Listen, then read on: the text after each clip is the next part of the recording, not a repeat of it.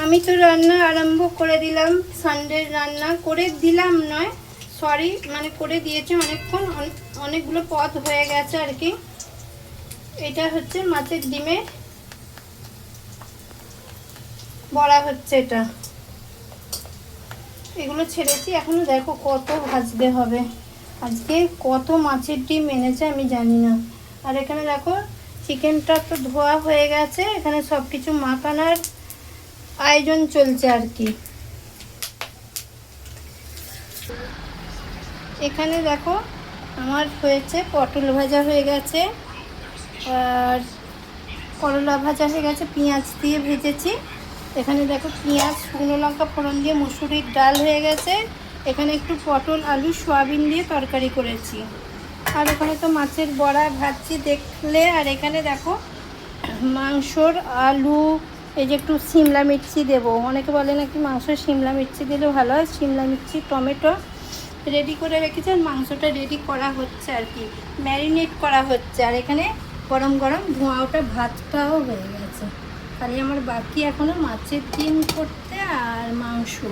চাটনির আম এনেছে, কিন্তু আমি আর পারছি না গো বন্ধুরা চাটনি করতে। আজকে চাটনি করবোই না, কারণ সেই সকালে আজকে রান্নাঘরে ঢুকেছি, ওসব নাস্তা হলো এ হলো, আজকে আর চাটনি করতে পারছি না। দেখি আবার অন্য করে করি। চলো এবার যা করবো দেখাবো তোমাদের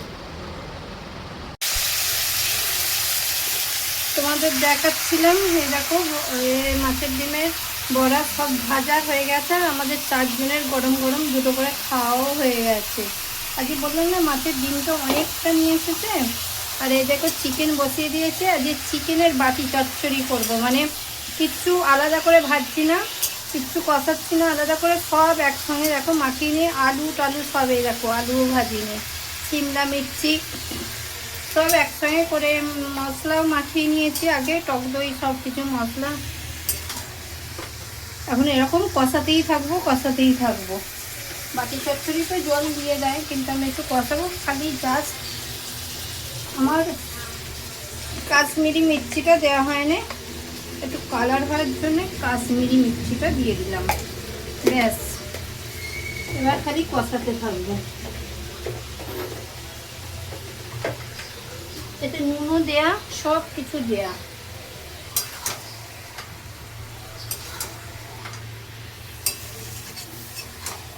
কষিয়ে এটাকে একদম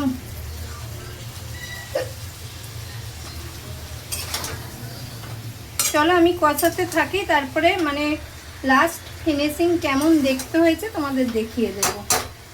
এটা বললাম, আর কিছু দেবো না, কষাতেই থাকবো। লাস্টে খালি একটু ধনে পাতা দেবো। চলো কষাতে থাকি। দেখো সেই কষাচ্ছিলাম, তোমাদের বললাম যে অনেক কষাবো, এতক্ষণ ধরে কষালাম, অনেকক্ষণ, প্রায় ঘন্টাখানেক হয়ে গেল আমার আজকে চিকেন করতে।